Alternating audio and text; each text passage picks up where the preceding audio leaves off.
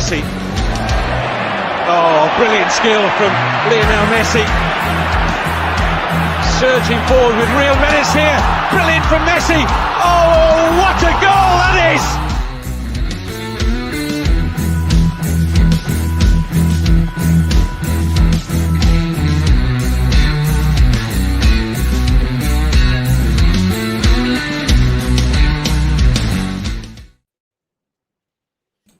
Yes, good morning. Savva here from Football Heritage TV. Hope everybody is well. I am joined by three magnificent ladies today. Well, three ladies. I'll let you chuck in the adjective you want to use. Mia, welcome to the show. You've joined the trio. How are you? Yeah, I'm good, thank you. I'm Good. It's quite quiet, your mic, by the way, just letting you know. I don't know if it was just me, but it just seemed pretty quiet. It might just be me. But Kate, welcome back. I heard you made your debut on the football terrace. How was it?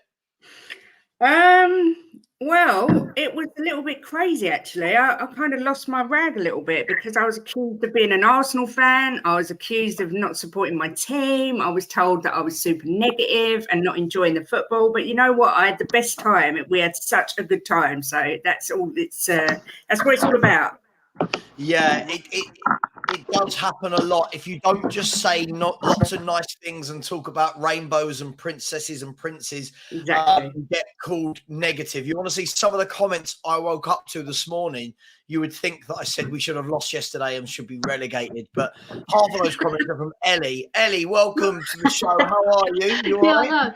I was a bit bored last night, so I thought, right, I'll go into Savva's chat and annoy him. Yeah, I can tell the comments. Yeah, honestly, I was on a high, so I thought everybody was dissing my man Hojbjerg for no apparent reason because he had a really decent game. Didn't have a brilliant game, but he had a decent game. No, but do we not want someone who does more than just decent? Elly doesn't. Right, when I say decent, hold on a minute, Mia. And we're off. When I say decent, right, who was the one who cleared the ball when Vicario done that brilliant save? It wasn't Van der Ven, it wasn't Romero, it was Hojbjerg. And that player was ready to score on the rebound. So he had a few decent things that he'd done. But when Bentancur comes back, you really think that Hojbjerg's going to get in our team? Absolutely not. No, I know. I don't dispute that. So he's not good enough I know he's not as good as... If he's third in the pecking order... I know he isn't as good as... Hang on, one at a time. One at a time. Hang on, one at a time. I'm not stupid. I know he's not as good as Bentancur. Come on. Give me some credit. And I know he's not as good as Bissouma. But when he comes in, he does a job. And he doesn't let us down. That's all I'm saying. I mean, I wasn't going to start the show on Hojbjerg. I was going to wait at least half an hour to get into it. But as soon as we've done it, good morning, everyone in the chat. Big up to everybody. Vinny's in the chat. That TPS player is in the chat as well. He likes having, or she, whoever it is, likes having great conversations with Angus, the Arsenal fan. So we'll see if Angus popped up at any point. Big up to this guy as well. Here he is. He's in love, and he's just in so much love that he's in every stream where you find Kate. Big up to AJ in the chat, Billy Andrews in the chat, Chloe King's in the chat, Paul Connor, Green, Andy Grant, Liston. Big up to absolutely everyone. Big up to my man like Steve, who stopped coming on our streams lately. Should we read anything into that, Steve? Have you found a girlfriend, Steve? Is that what's going on? McDonald's. Have you stopped talking football because you've got a girl and she won't let you? They go for their Happy Meals at McDonald's. Yeah. They're in that lovely stage where you want to spend every minute with that person, as opposed to when you're deep into the relationship and you're like, oh, I better see them. I'm going out. I'm going out. See you tomorrow. Yeah, every night I'm going out. Kate, you and Jim are sickeningly in that. Just because we're soulmates, Savva. I'm sorry to be sickening, but it's true. Why can't we be soulmates? Nice win for you guys last night. Too bad I fell asleep. Big up to all three of you. Yes, 4. Big up to all 4 of us. Here we are in all our glory. Let's start. Let's talk about last night. Big up to everyone else in the chat, by the way. If I'm not wrong, isn't it Ballon d'Or week this week as well? I think it's Ballon d'Or week with Messi and Haaland, and Pep Guardiola chucking out some confusing statements, which I think meant both Messi and Haaland should win. I'm really confused. But anyway, Tottenham Hotspur are top of the table. Everything is going well. It's going so well. I'm going to start with you, Kate. It's going so well that people are starting to talk about crap footballers as though they're good because the team is top. I'm not looking at anybody on this panel apart from one maybe wearing a baseball cap. But hey, honestly, yesterday, professional job, I would say. I didn't think we played well. I didn't think we played well at all. I think everyone's confusing some good moments in a game with actually how we played. But we got the job done, beat Fulham, and we move on to Palace. I don't think there's not too much more about the game where you would dissect it. What did you make of it? I think that's the story of our season, really. We haven't played great, but we've got the job done. We've been resilient. We've been a little bit lucky at times, not necessarily last night, but I think overall this season. I don't think anyone was particularly poor. I just don't think we've gelled as a team yet. It's the start of something that's looking good, but it is only the start, and there's a long way to go. I mean, I still find it quite concerning that the space we leave at the back for these chances to happen is really quite worrying. And someone is going to exploit it sooner or later. There's no doubt about it, whether it be City, Newcastle, Brighton, Villa. But yeah, professional performance. You can see what Ange's trying to do. We just need the players to do it. And at the minute, there's still a few that aren't there, in my opinion. Whether it's they're not good enough or just not suited to the system, I'm not sure. Yeah, no, listen, I completely agree with all that analysis. I know I like to dig you out a lot, Kate, but I agree with all of that analysis, 100%. Mia, I think Kate's right in that respect. I think it's a good thing. Look, I don't think we've gelled. I think that the early season games, I think where we played really well, like when we battered Man United, battered Burnley, I don't think we're seeing those performances anymore, but we're winning, and that's what matters, right? Is that a bit harsh, Mia? I think that a couple of the games where it's been really difficult for us, or say Sheffield United, I felt like some of the decisions that referee made were just, I thought that game was terrible refereeing wise. Not that I blame the referees, but we got the job done in the end. But I do think that we're not gelled yet because it's too soon. It's too soon for us to it's so early on for Ange, we can't expect it all just to come together so quick. And so far, without us actually gelling, we're doing really well, right? Like last night's game, I thought it was pretty poor after 25 minutes was the first shot on target. We had about three free kicks within the first 10 minutes and didn't make nothing of them, which is, again, we need to obviously think about that. If we've got those opportunities early on in the game, especially as consistently as we had them, we had quite decent chance, free kicks in from good positions, and we didn't take advantage of that. But that's all gonna come, right? That's all gonna come once we've gelled a little bit more. And I think it's too early on. We've done so well. I think people are putting us up here because we've done so well. And I don't think anyone expected it either. But I'm keeping my feet on the ground, but I'm positive that once we do start gelling and Ange gets more of his players, that it will be good. I feel like that it will come good because I think that Ange will play nice football, and I think that we're going to get, if we get the players that he wants in his team and he's obviously the squad, I feel like it's going to be good for the future, but not right now. Right now is a bit of the journey. Now is the journey, not the end. Yeah, no. Listen, absolutely. Again, I agree with all of that. I think if people put them up here, I think that's where I like to add constructive criticism to any football debate, right? And I think everyone knows I like to do that because otherwise I'm a huge believer that if we don't do that, what are we? We're just a lot of people sitting around just saying loads and loads and loads of nice things. And then when we don't win, everyone will go, oh, but you guys all thought you were great. It's like, no, I'll add a bit of realism to it. But Ellie, I think Kate's point was really, really good. That both ladies so far, their points have been brilliant. One, it is really, really early. Like we're 9 games into this style of football. So it's going to take time. But do you agree with Kate's assessment that to play the football that Ange wants. You can see it, but we need better in certain positions, which isn't his fault. Obviously, that will take time. It will take transfer windows, but maybe we haven't quite got the players to execute it properly. Yeah, I agree with that. Like I said yesterday on the football terrace, it's a bit of the good, bad, and the ugly, right? So there's good points in the game that we do play Ange ball, and it looks really exciting. And then there's the bad where we give the ball away and we're struggling, and it's only Romero and Van de Ven who are pulling us out, and Porro to some extent. But there's like lots of parts of the game where you think, oh my God, we would have been punished there by a better side with better strikers, right? And there's positives and negatives in that game. That I think the positives are that we were pressing really well. We were working hard. We weren't quite the finished article in terms of creation. Even though Maddison was in the game, he wasn't always dominating. And I want us to get him more in the game, because when he's on the ball, Savva, things happen, right? We click, right? And there's certain things that he does that all the other players can't do, right? So we need to get him more on the ball. Defensively, in the second half, we were quite not poor in terms of defending, but we were poor in terms of giving the ball away too much.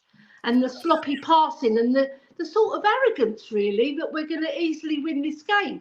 When blaming Fulham were in on goal quite a few times, and better strikers would have punished us. So we've got to stay grounded, right? We can't say, we're going to win the league, because we're not quite the finished article, like Mia said. It's a work in progress. We're on a train, right? We're on the first carriage, right?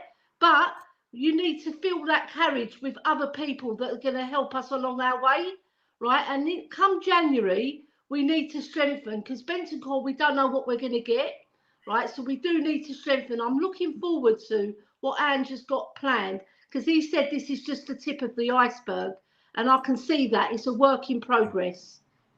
Yeah, absolutely. Look, there's so many positives at Spurs right now. There are. I don't even think the word needs to be negative. There are things that need to be ironed out. I think every club has things that need to be ironed out. Man City win a treble and have things they need to iron out. That's just football. And I think, I woke up this morning to some of the messages. When you have to think, God, I need to go back and watch my watch along, because I truly believe I've said things. People have thought I said things that I didn't. Someone turned around and said, "Oh, one, you're not happy with top." And I'm like, well, I don't think that's quite true. Two, that I'm absolutely deluded in my opinions that Kulusevski isn't better than the likes of Diaby, Doku, Foden, Neto, all of these players. I was like, okay, this is mad. And then three, the key thing was that defensively that we're sound, and I wanted to talk about that because. Kate mentioned this earlier in the show. I'll start with you, Kate. I'll be honest. I think the fact that no one's capitalised, has made it look better than it is. And listen, we can't help that. I think Mark made a good point last night where he said, we can't help that. That's not on us if other teams don't capitalise. I think we're giving up chance after chance after chance after chance. And then we're getting off at the end of the games and people are going, Van de Ven and Romero, the best two centre-backs in the Premier League, or the back four's the best back four in the Premier League. And I'm looking at it going, I'm not sure. I feel like there's a lot of work that needs to be done between that midfield and that defence and keeping it tight. I'm just trying to be constructive here. Otherwise, there's no show, by the way, before everyone says, I'm negative. But do you see what I mean, Kate? The number of chances we're giving up every single game of football. Yeah, I think in the style of play that Ange obviously incorporates into the team, they're always going to give up chances because we're all going forward, whatever. But the spaces that these players find themselves in spaces, we saw it with Adebayo for Luton. If he could finish his dinner, he would have scored 2-3 chances. We've seen it game after game. And like I said, nobody's actually taken advantage of the spaces and the chances they've got. But when you come up against a Newcastle or a Villa or a City, someone's going to give us a thumping, in my opinion. Maybe we'll score a couple of goals, but we seem to be flattering to deceive a little bit, in my opinion. I think Van der Ven's been sensational. I think he's a Rolls Royce, and I think Romero's been good. I'm not saying they haven't. I just think people are overlooking the spaces that we're giving away, and the fact that we've been up against strikers that have either been off form or just can't finish so far. I mean, Paulinho's shot yesterday should have scored. Vicario, I mean, I thought, when we said on the Spurs review about our influential players, I thought Vicario was sensational yesterday again. I just think for him to if he isn't in our team and we drop down to a Forster or Lloris, it's a huge drop off. But yeah, I agree with what you're saying. I think that we're flattering to deceive, like saying that someone somewhere along the line, I think over the next few games, because December's coming up, is going to actually exploit the fact that we give away so many chances. Yeah, look, don't get me wrong. I thought, Mia, Romero and Van der Ven did some wonderful things yesterday, and I'm not necessarily blaming the defence. Whether it's a disconnect, whether it's just the way of football we play, we are giving away chances. And at the moment, I don't know how long people ride their luck. I think at the moment we're riding luck. I'm not saying it's a bad thing. I need that to be really clear. And I know I'm probably overemphasizing this. It's not a bad thing, but this does worry me for when we have 7 games in a row in December and players' legs are getting tired and their minds get tired and there's not players to bring on. So for me, I think it's really important, Mia, that we get these wins, whether they're by hook or crook against Fulham, against Luton, against Crystal Palace. It's really important that we rack up the points now, because there's going to be a dip, right? Or am I... maybe I'm wrong. Will there be a dip? I think there will be, and I think it's going to be soon. But I'm negative. So, what do you make of it? I do think there will be a dip, but I do think that I think all teams concede chances. I'm going to be honest. I don't know statistically where we are in the how many we've sort of conceded, how many big chances compared to other teams, because I've not got the stats in front of me to know. But I do feel like when you watch other games, they obviously take the risk. And it's a bit of a risk-reward game, isn't it? Because that's the kind of football we're playing. It is a bit of a risk-reward. We play out from the back. Yesterday, we saw a few mistakes from Vicario, a couple from Romero, misplacing the ball. But then when we watched the game against Arsenal, they did exactly the same thing. David Raya was looking shaky. So, and when you look at Man United, they're conceding silly chances. You've seen them, they can make a mistake at the back. So I do think that if I had the stats in front of me, I could tell you exactly where we were, but I wouldn't say we're conceding loads and loads more chances than all of the other teams, if that makes sense. So I do think that maybe if we looked at it in a bigger picture. But yeah, we are going to have tough games. December, we need to win as many games as possible up until December, because I'm concerned 7 games in 1 month is a lot. We're playing every couple of days. And you're right, we are going to have tired legs, tired minds, and we haven't got those players to switch it and think to ourselves, right, defensively, we can change it a little bit to give those players a bit of a rest. But we're going to have to see how it goes in December, because I do think that's going to be our blip, and I want everyone to be prepared for it. Don't throw your toys out the pram. I think everyone should be prepared that we're going to have a bit of a blip, because I am. I'm not going to throw my toys out the pram, because I've said all along, 6th, 7th for me this season would be good. I'll never put us in the Champions League places. I've always said 6th, 7th, and an improvement in what we're doing for me is progress this season. Yeah, I mean, absolutely. I mean, look, when you look at it as well, if we look at I'll tell you what, let me bring the Premier League table up 1 second. I think the key thing here, Elly, hang on. Oh, God, I'm having an absolute mare over here. 1 second, share screen. There we go. When you look at the Premier League table, and the reason why people keep going to me, why aren't you talking about titles yet? And why don't you believe we can win it? I still look at this and go, look, you got 4 points in between 5 teams. At the moment, for me, nothing's ever sorted game 1 to 9. After 20 games, I'll tell you what, if January the 1st, we're sitting there and the table looks like that, I will straight away be going, right, Mr. Levy, come on then. Right, Mr. Levy, this is now over to you. Come on, we've got a chance. We've done half the season. For me, I think this is an absolutely breathtaking start. People are putting in the comments as well that no manager has ever had 23 points after their first 9 games, which is absolutely amazing. But can we read too much into that, Ellie, too soon? Let's be honest. Look, there are 3 points separating the big 4 there, if you want: Tottenham, City, Arsenal, Liverpool. And then Aston Villa are 1 point further back. Can we read too much into that after 9 games? No, I think you hit the nail on the head there, Savva, when you mentioned Levy's name, right? So he notoriously lets us down year after year after year. Like, you don't win just 1 cup in 22 seasons if you're pushing your club, right? So we've got to look, come January, we have to strengthen. Right, there's certain positions that need covering with better players off the bench, right? So we've got to buy players very smartly to fit Andrew's system as well, and you can actually play his style of football. Because even though I big up my man Hojbjerg, I know that he can't always do it. All right, he's not a bad footballer, but we need somebody better in there, right? But do you know what? I think there is a lot of positives to take from this start of the season. I'm not getting carried away either. I'm quite an optimistic person, and I'm quite a positive person generally in life. But when it comes to our team, I've seen it all before, where we've been top of the league with Jose, we've been top of the league with Nuno, we've been top of the league with Conte. But I just see there's slight differences in this team, right? First of all, they're more hardworking. Secondly, their press is really good.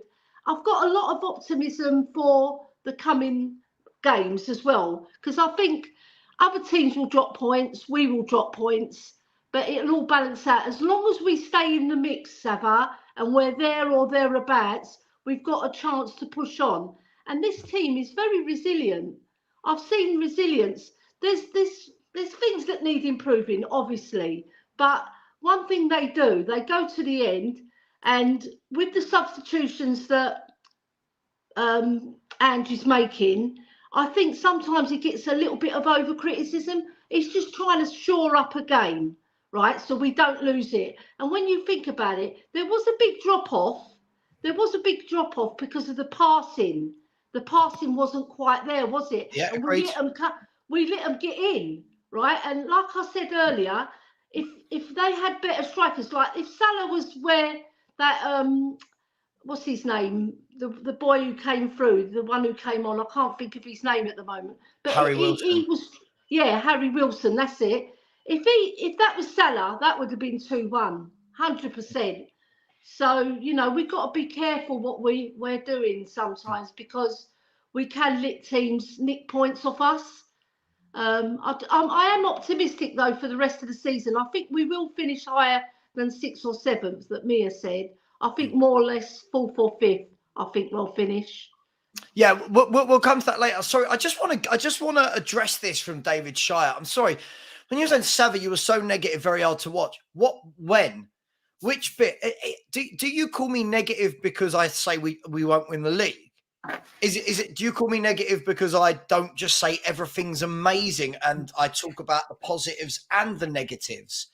I'm really concerned every time. This is again, I said this to you last time. It feels like you're a new fan. As Ellie just alluded to, I've seen Spurs top under Conte.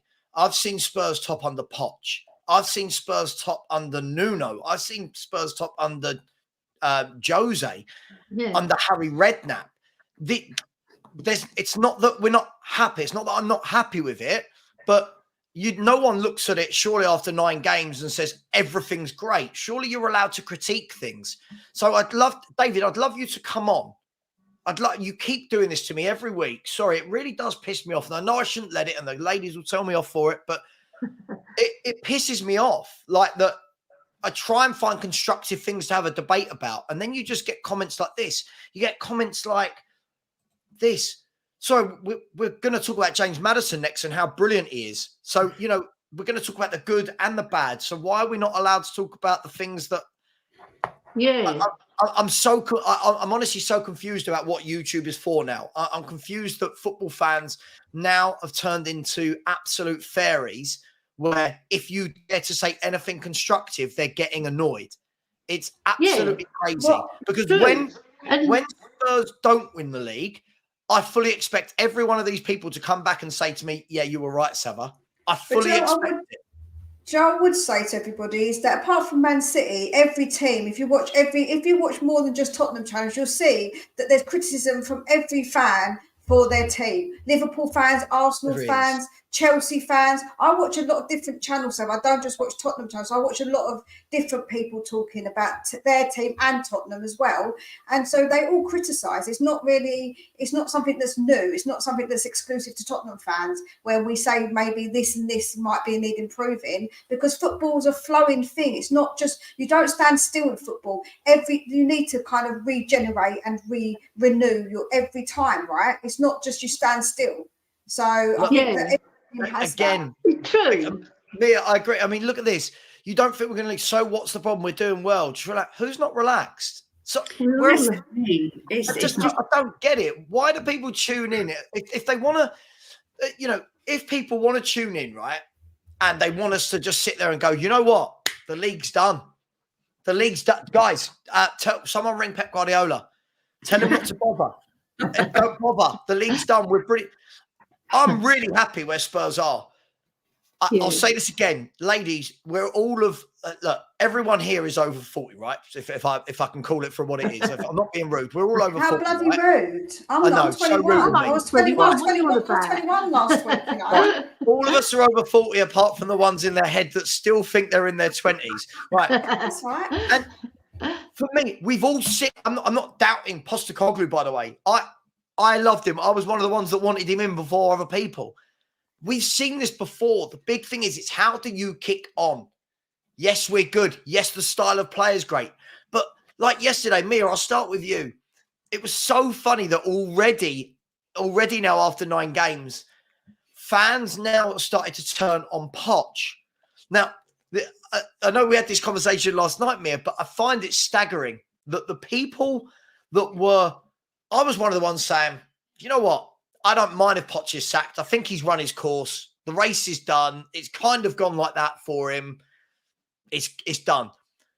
Oh, my God. You're negative. You wanted Poch out. He's the best thing that's ever happened to this club. Cue the summer. I don't want Poch back. I don't think Poch is the right man back. Oh, my God. He was the best manager we ever had. Why don't you want him back? 9 games in. I'm waking up to messages in my YouTube going, you're deluded if you can't see this guy's better than Poch. What this guy's done for Spurs is better than what Poch done. And I'm thinking to myself, hang on. First of all, I'm not even the Poch defender.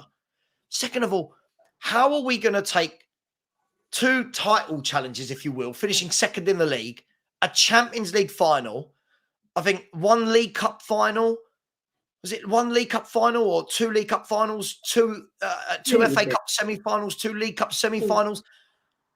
And all of a sudden people are going, this guy's much better.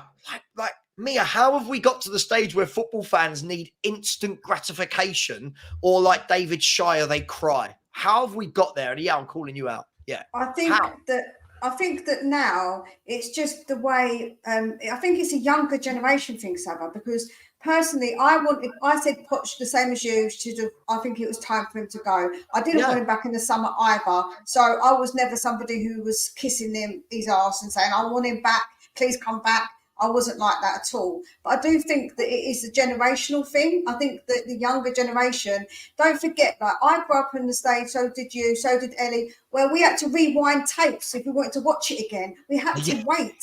We had to wait for stuff. YouTube now, they can watch whatever they want, when they want. They can download stuff whenever they want. And it's just like that. They get it. And they don't have to wait for anything. And I think that is a generational thing, because my kids grew up on DVDs, but now they've got everything at their fingertips, right? Everything's at their fingertips. And I think that comes from that generation of children that have grown up and never had to wait for something to rewind in their lives, or having to turn when you have to get the pencil with your tape, your cassette player, you have to do the old wind bit because it would come out and stuff. all stuff like that. I know it sounds like I'm an old person, but it's true. I think it's that patience that we learn because of our generation, that now the generation is different. It is very different. It is. I mean, Kate, let me come to you. I think the interesting thing is our own manager wasn't happy last night, right? Our manager wasn't happy last night, but if a YouTuber dared to say, I was happy, but if a YouTuber dared to say, yeah, we got the win, but it wasn't great. Oh my God, you're negative. It don't matter. But the bloody manager wasn't happy. Why is he not allowed to be happy, but everyone else? Like David Shire, sorry, mate, you can off about you know where I stand. I let everybody know where I stand. I don't care. Unsubscribe. Stop being a member. You're a clown. I'm calling you out. Sorry, ladies. I can't stand fucking idiots. I'll demonetize myself. I'm so fed up of morons like this who don't understand Tottenham Hotspur. Sorry. No, I'm not. I'm not sorry. Kate, yeah. Why is Angela allowed to not be happy, but every Spurs fan just has to dig in and go, oh, it's wonderful. We're winning the league and we're the best team ever. Do you know what? I got absolutely, like I say, I got told I was a secret gooner and all sorts last night because of how I feel. Now, if we were Tottenham fans watching an Arsenal channel and there was fans on there saying they're going to win the league, we would all be saying they're deluded. You know, it's 9 games in. And if there was ones on there talking like we are, we'd be sitting there going, do you know what? It's nice to see a realistic fan, you know, they're talking sense. But in your own fan base, this fan base is so toxic. And the really positive YouTubers who are ultra positive, and I'm not talking about anyone in particular here, they make it harder for the people that have got their feet on the ground because they put themselves up here as ultra positive and everyone else is negative. There's no in between. Whereas I don't think I'm negative. I'm enjoying the ride. But what I'm seeing is, yes, we're playing well. Yes, it's been a great start. Ange has been amazing. But we're not playing that great. Yeah, and people can say, well, that's what big teams do. They win. It is going to come back and bite us on the bum eventually. You cannot just keep winning if you're not playing great. It's just a fact. No one does it. So it's just really, it's so frustrating that you can't, there's no one way, it's like all or nothing, basically. I don't even feel like from last night and this morning, I've actually said anything negative. I feel like I said, do you know what? It's great. Professional performance. We won the game. We can move on to Palace. But when, as we're having a debate, as YouTube channels or whether it's match of the day, surely the whole point of football is that you take the game, you dissect it and say, okay, right, what did we make of it? Oh, well, we let up some chances that we need to sort that out, or the passing wasn't as crisp, or how good was Maddison, who we're going to talk about in a minute. But we've got to this stage where not just Spurs fans, all football fans, you would have experienced this more than anything, ladies, last night on the football terrace. And I love Terry. You know, I do a Wednesday show with Terry. I always have to caveat that. Whenever there's a panel show, whenever you've got 3, 4, 5, I don't know, 6,000 people that were watching it live, whatever, everyone just wants, they don't want to hear truth. No one wants to hear truth. They want to hear nice things. Right? Everyone wants to hear nice things. And Kate hit the nail on the head. This time last year when Arsenal were flying, I was one of those fans going, calm down, Arsenal fans. Listen, it's October. You're not winning a league title in October. You don't win a league title in April. You win that league title in May, right? Between now and May, you can nearly have a baby. Right? That's how far away we are. Not any of, I'm just saying, you know, we're 8 months. We're 8-9 months away from a league campaign finishing, and people don't want to hear anything. They just don't want to hear anything that isn't really, really nice. Ellie, let's move on. James Maddison, again, when that man came off, he was top 4 chances created, top for final third passes, top for touches in the opposition box. And aside from all the stats that I didn't need to tell me, he, again, just provides those moments where anything good comes through that man. How good is James Maddison?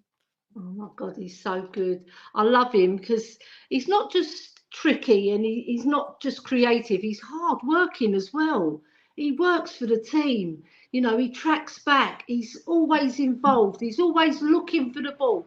That's a player with confidence. And he's confident in his own abilities to make things happen, right? And I just love him. But I just want to touch on something you said about Postecoglou.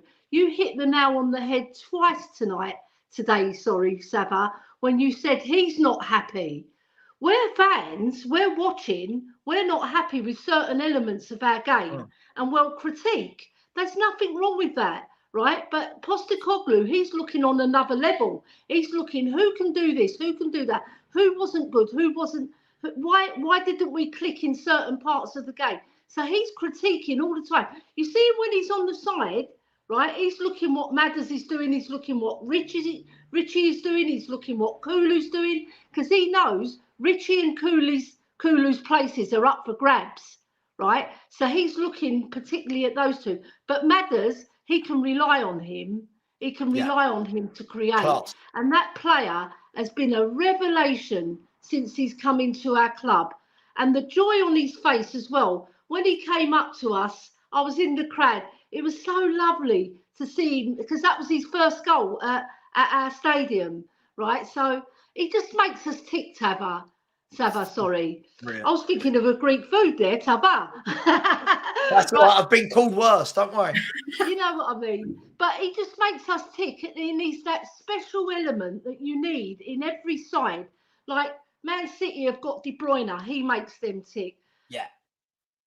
Probably I'd say Salah makes Liverpool tick because of his passing and his general play and his hard work. And there's other players in other teams. I don't want to really big them up. I want to big up our team. But Maddison, he's like the spider who makes everything happen in the middle, and he does all the creamy stuff, like I've said before, that it gets you off your seat, you know, and it makes you say, whoa, you know, that's what you want as a fan. You want to be excited, right? You don't want to have all these mundane players just passing side to side. You want somebody who can penetrate and someone who can make things happen. And he certainly does. Yeah.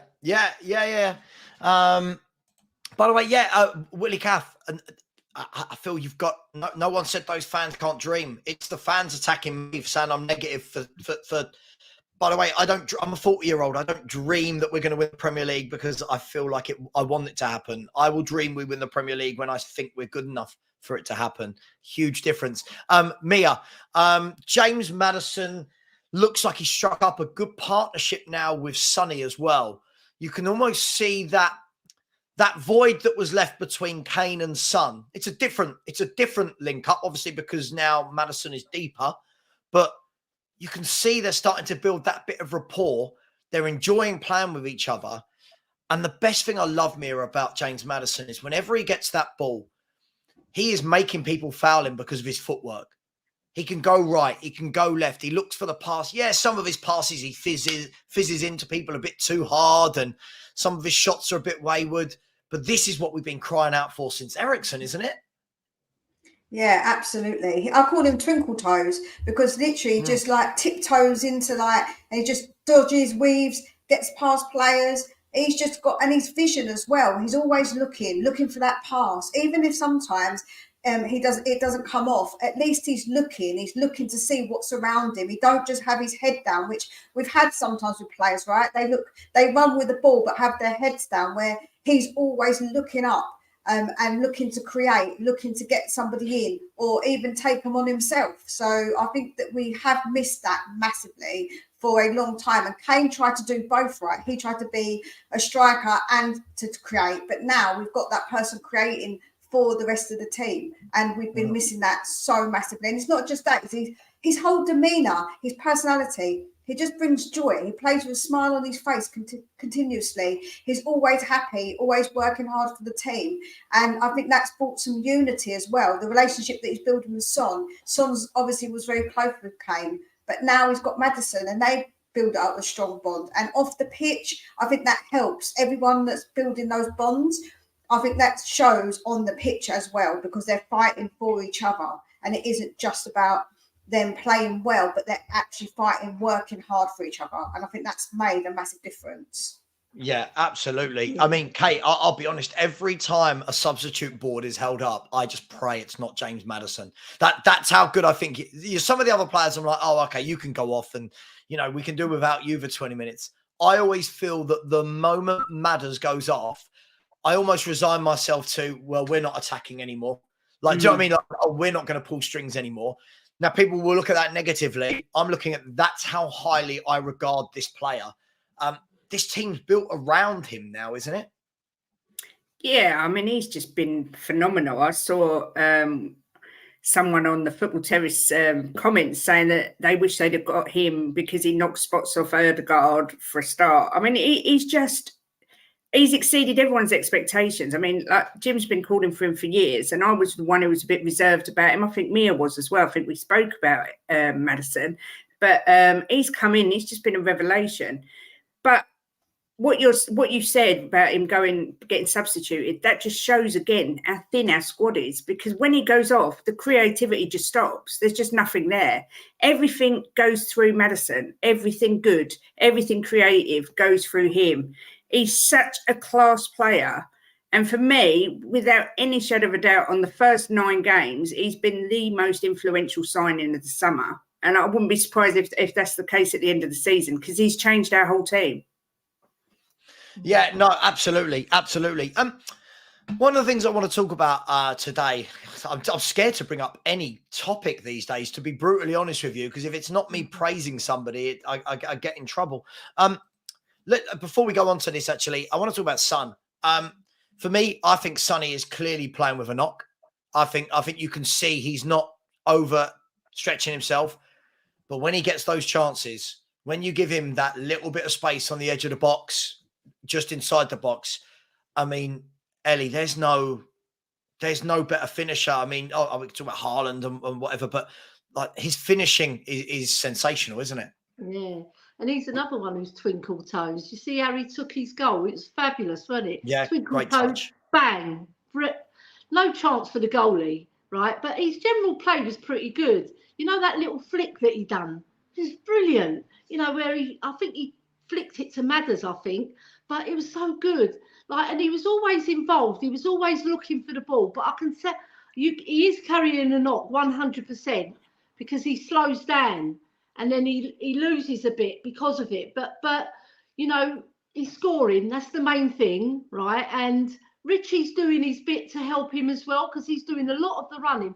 He done a lot of unsung things yesterday, Richie. I was very proud of him in that first half. He dropped off in the second half. That's why he was pulled off, because he wasn't quite doing it. But, you know, I thought the whole attacking prowess was quite good yesterday. We were a lot better in this game in some of our attacking transitions than other games. And it was because of Madders, but other players chipped in as well. Like Sarr, I thought he had a fantastic game. He was up and down. He had the legs. He was defending. He was picking up the ball in the middle and transitioning it, you know. And there was other players who played well as well. But, you know, Sonny, I think once... It's not bad to play him from the start, just put it that way, and not bench him because of the injury, because he's going to get us goals. But I think Sonny, I think he's going to have his best season. That's what I think. He's going to have his best season, goal scoring wise, yeah. And remember, he assists as well, right? He's the best assister in our team. He was even higher than Harry Kane. So I've got a lot of prospects for Sonny. I'm looking forward to what else he can offer. Do you think he's going to beat his 23 from 2 years ago? Yeah, I think so.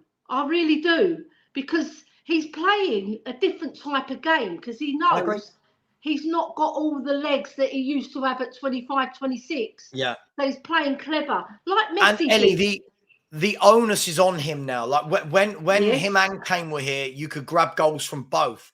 At the moment, the onus is very much on Sonny. So, I mean, what's he on now? He's on 7?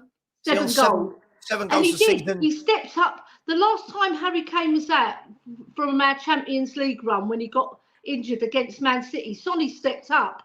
So he knows how to do it. He knows how to... And giving him the captaincy is giving him even more onus, because he feels like proud to be the captain. You can see, right? Yeah. So I think that's giving him more responsibility in the team as a whole, right? And I think it's paying dividends for all the results that we've got. Yeah, no. Listen, I agree with you, and I hope Sonny does go on to beat that 23.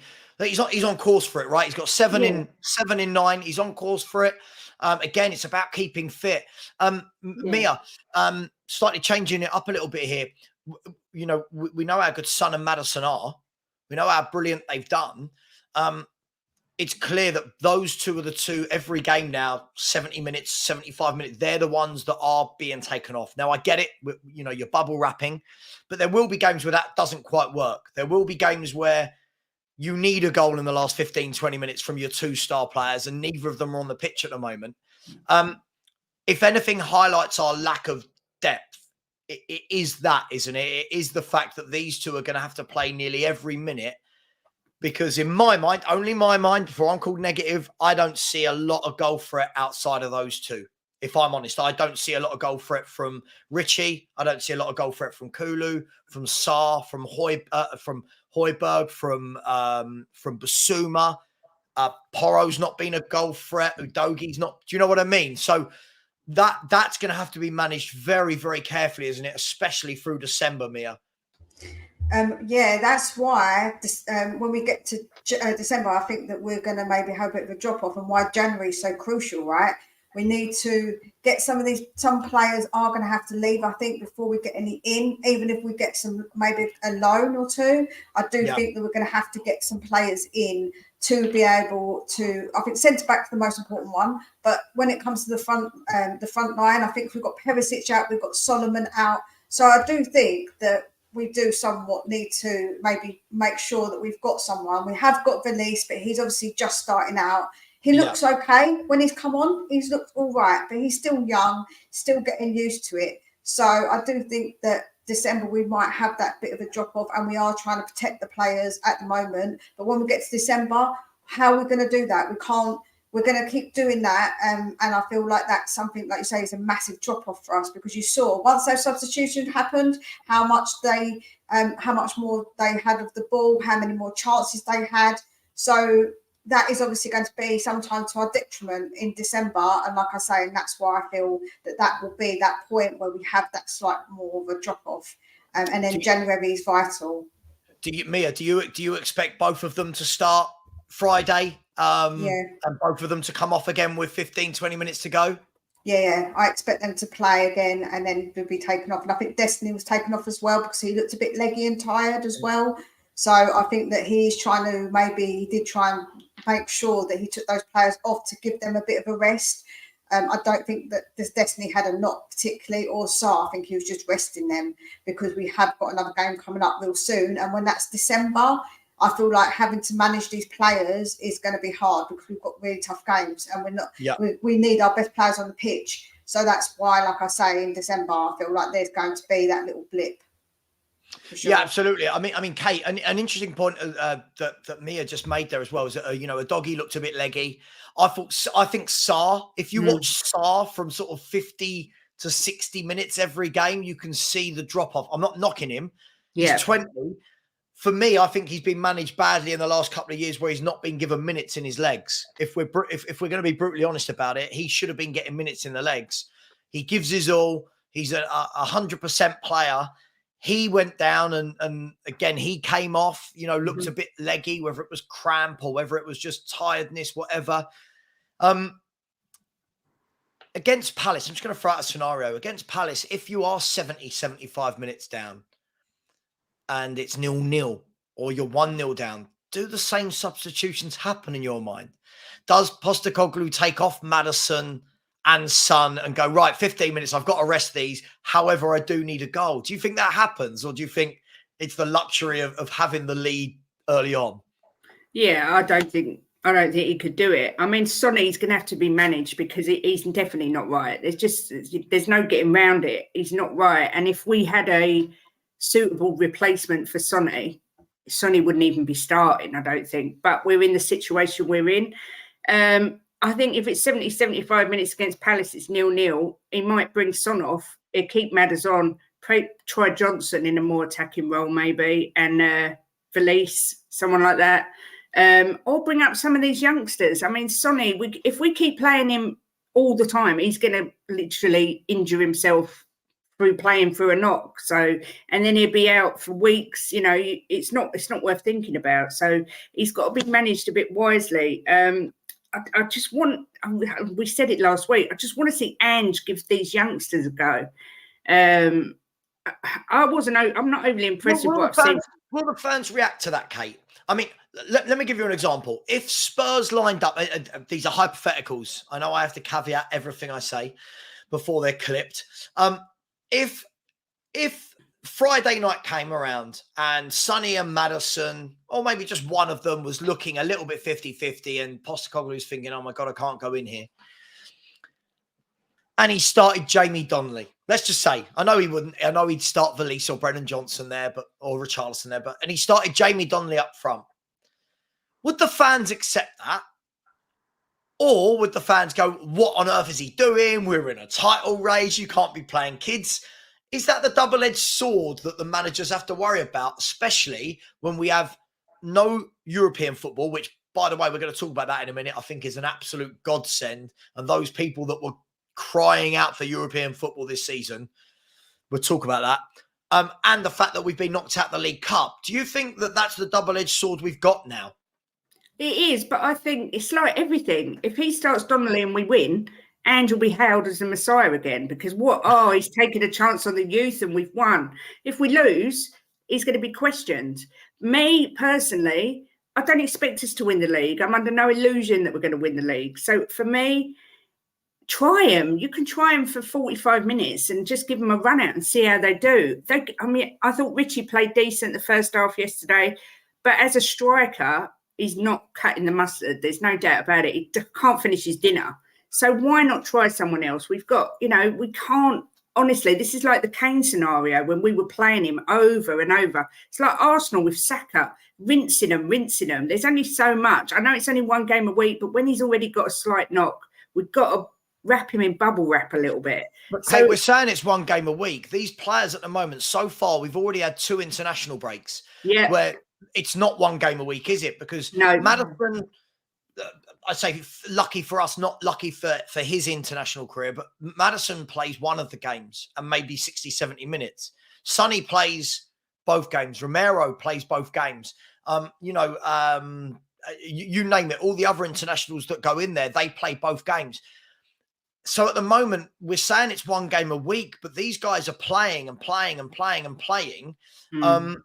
And I do worry because Sonny looks good, right? Sonny looks very good in moments. For me, I've always said I think Sonny's a moments player.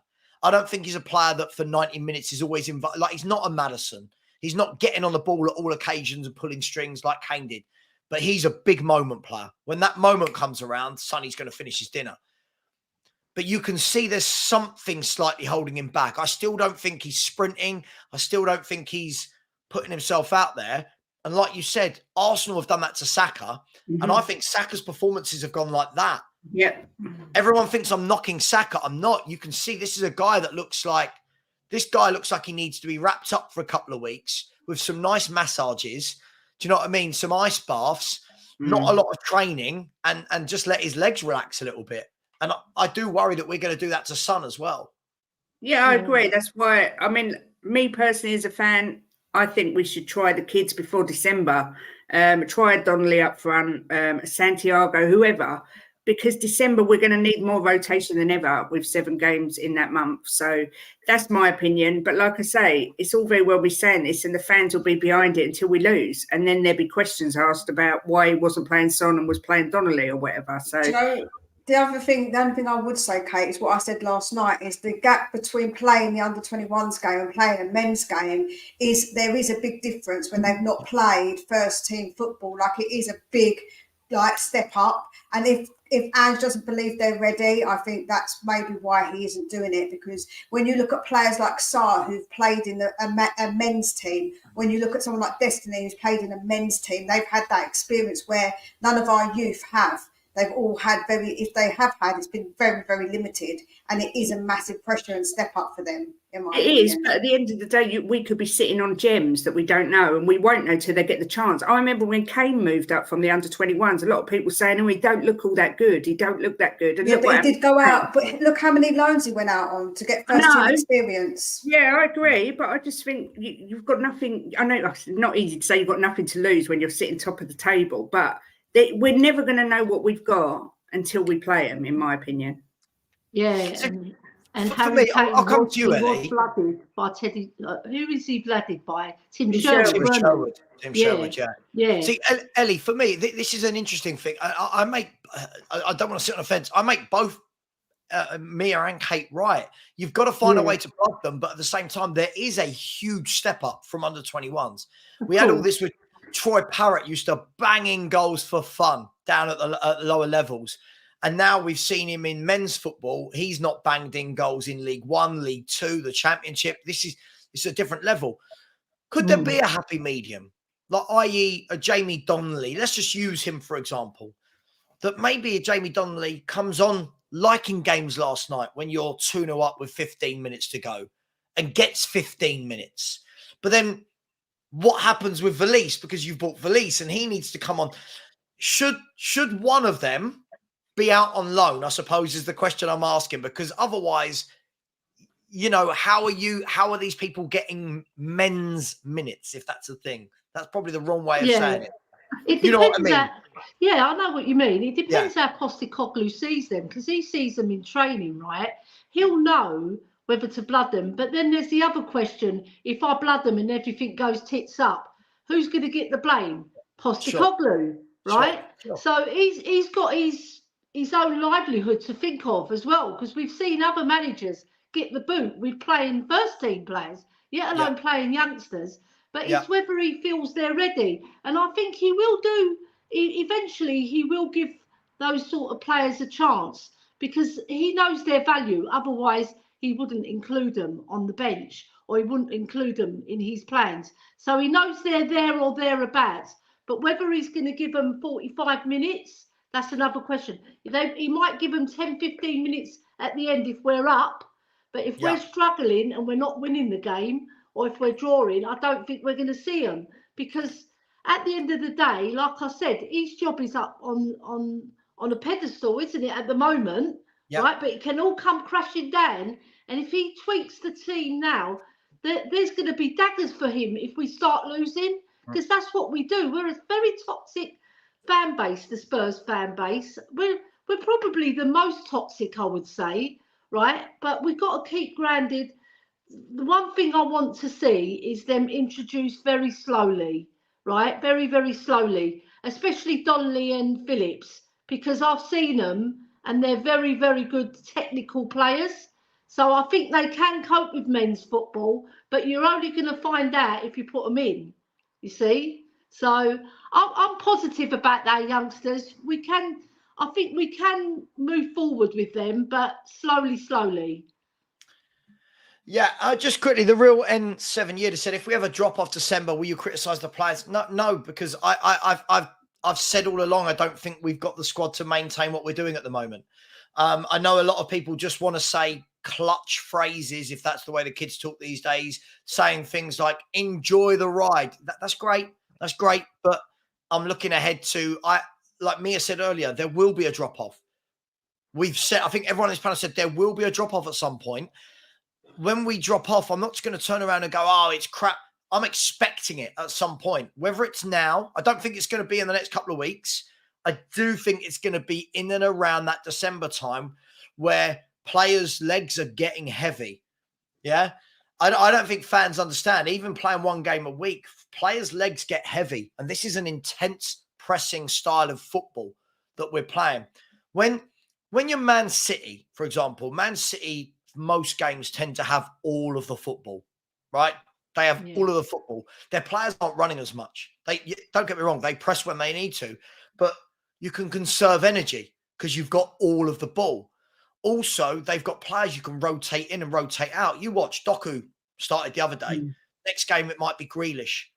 Yeah, Foden starts one week out there. It could be Matheus Nunes out there next. Stones will swap with Vardy. And these players aren't playing 90 minutes in and out every game. And the two players that do, the key two players that play every week, 90 minutes, is Erling Haaland, who isn't he's not a mad all about, like, don't get me wrong, he presses, he runs the channels, but his game isn't about being mental all the time. It's about the right moment. And Rodri, whose game isn't about running around like mad. It's about being intelligent. Can I drop back into a space? How have I got time on the ball? So there's a huge difference when we're saying about criticising the players. I know the players aren't good enough to win a title. Losing a few games doesn't change my mind on that, if I'm brutally honest. I'm not sure about other people. I want to get some super chats. I want to get some super chats and then some questions that we've got coming from the panel. By the way, yes, I would.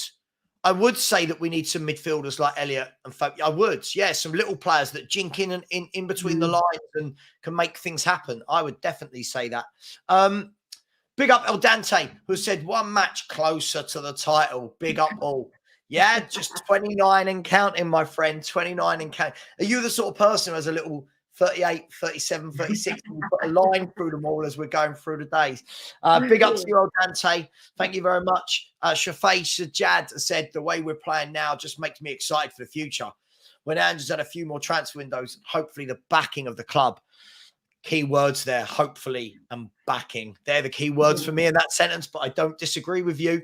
Martin, big up Mr. Knightsbridge, said, if we was the finished article and nothing needs improving and the league is ours, then no point in the players training. Keep up the good work, mate. Thank you, Martin. That's all I ever try and do. Look forward thinking. Big up to you. Couple of questions here. First one was to Kate.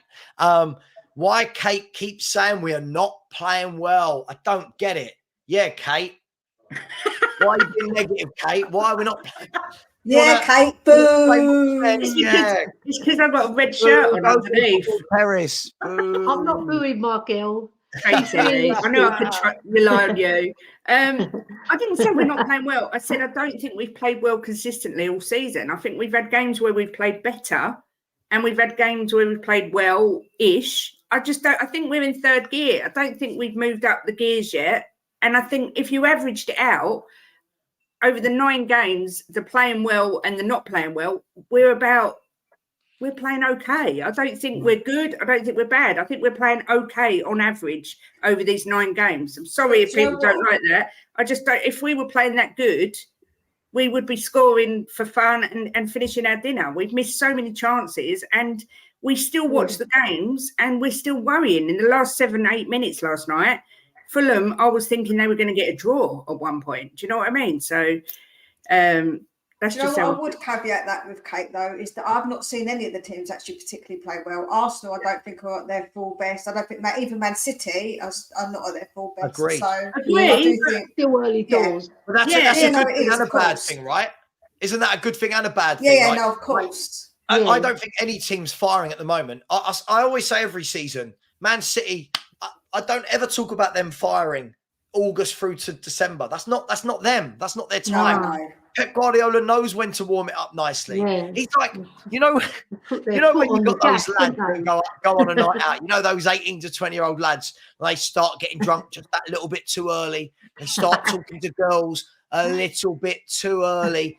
Then by the time they get to the nightclub, they're like that. They're slurring and girls are going, oh, go away, mate. You're a drunk. You're a mess. The smart guys are the guys that don't go out till a little bit later, keep themselves composed. Now it's 10, 11 o'clock. Boom, boom, boom. Right? Pep Guardiola, this is... You sound like you know a bit too much, Savva. It sounds like you've got experience, You're one of those guys. You're not the one who's getting drunk. When I was younger, you don't get drunk at midday on a Saturday if you're going clubbing. No. Listen, my point is Pep Guardiola knows when his team will go into that kind of fine-tuning stage, right? Experience. Arsenal, you're right. The worrying thing for me is, as much as I have a pop at Arsenal, they haven't lost a game. They're not playing well. They haven't lost a game and they are not playing well. I don't care what any Arsenal fan says. These guys haven't ticked. Liverpool are I wouldn't say they're at full throttle, but Liverpool are right. What are they? 3 points behind us? Is what one win behind us? Aston Villa are 4 points behind Tottenham. Yeah. 4 points behind Tottenham. And Aston Villa are dispatching teams as well. Like they're getting at home and they're putting 4s and 5s and 6s past people. So this is why I always say it's just that little bit too early. But the thing is, I bet the Arsenal fans that are sitting on the Arsenal channels, or Man City fans or Liverpool fans who are sitting there saying, I don't even think we've played that well yet. I bet they don't get the grief from their fans saying, why are you saying we're not playing well? Why was, I'm not digging the team out. I'm just saying, I know we can play better. And yet other teams are in the same situation, but I'm allowed to say, I don't think we've played to our potential yet, which is a good thing because it means we've not kicked in yet. But then from City. I wasn't trying to insinuate that. Oh, no, not you. Like, it's just like I say, like you're right, because like I said, we've got more to come from Postecoglou yet. So that's an exciting thing. That's exciting to think we've got more to come from. Yeah. So that's my whole point with all of this, Mia, is that when I'm sitting there saying, oh, this can improve, that can improve, when people then say things to me like, everyone in a second, wait till they click. Yeah, that's my point. Wait till we get better players. Also my point. Like these are my points. I think people think that we're coming at it from the point of view of everything should be great right now. Everyone should have clicked. No, I'm from the take a step back. Nothing's won in October. Let the team click together. Let's see where we are in December, right? Everyone's talking about what we need to buy in January. Let's see what happens in December. For all you know, we could get a cruciate ligament injury. Sorry, touch wood, we don't. To Son or Maddison, completely changes your transfer plans, right? Completely changes what you need. You could have Van de Ven or Romero could be out for 6 months. Completely changes the plan. So, feet on ground. Feet on ground. Sorry, mate. Sorry, yeah. I don't think it's a secret. I think women are fully versed into how the male mind works. Listen, I'm not being rude, but at my age, at Kate's and Elly's age, if we don't know what men are like by now, then we're lost. Like, really absolutely. I'm saying. Absolutely. Big up to Mario 2012, who's been a member for just over a month. Said, good morning, Savva, ladies, and everyone in the chat. Did we win again? We certainly did. We need new banners in the stadium saying, Levy back, Ange. We are watching. Listen, I think we all agree on this part. This is what I've said.